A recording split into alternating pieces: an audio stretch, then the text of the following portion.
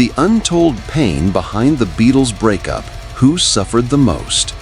Every timeless story has a final act, and the Beatles, the most iconic band the world has ever known, were no exception.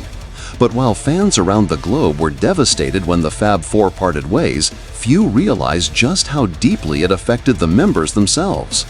Beneath the headlines and the fame, four young men were watching their dreams and their brotherhood fall apart. It all started in Liverpool in 1960.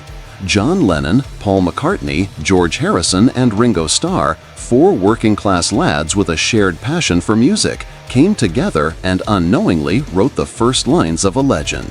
By 1963, they had the UK in the palm of their hand, with chart-topping hits like Please Please Me, From Me to You, and She Loves You. Then came The Ed Sullivan Show in 1964. 73 million Americans tuned in. Beatlemania was born. The Beatles weren't just famous, they were a cultural revolution. But behind the fame, pressure was mounting. Creative clashes, personal changes, and relentless schedules took their toll. In 1968, Ringo became the first to crack. He left the studio mid-session during the White Album recordings, feeling alienated and convinced the others were better off without him. There was no magic, he later reflected. The relationships were terrible. George soon followed. In January 1969, during the turbulent Get Back sessions, George had had enough. He quietly informed the others he was quitting. Emotionally exhausted and creatively stifled, he needed space. Though both he and Ringo returned, the cracks had already deepened. Behind the scenes, John had decided to move on too.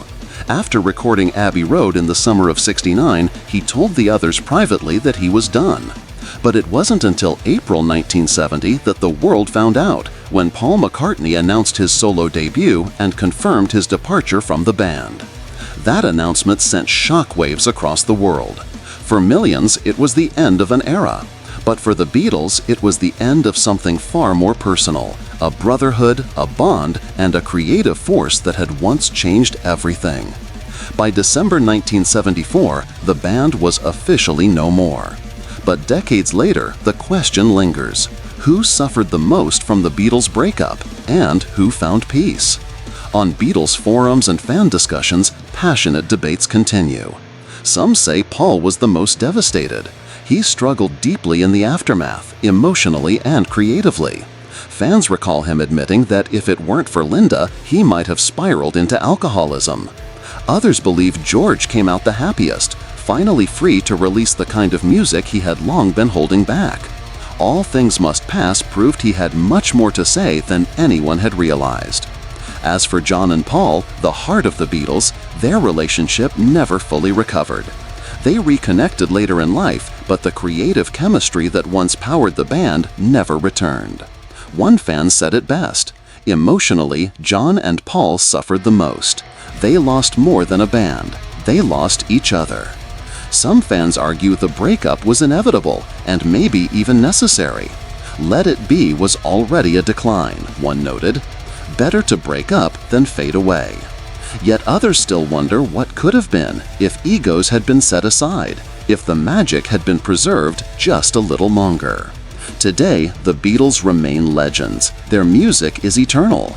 But behind every harmony, every lyric, was a group of human beings, flawed, passionate, and ultimately heartbroken.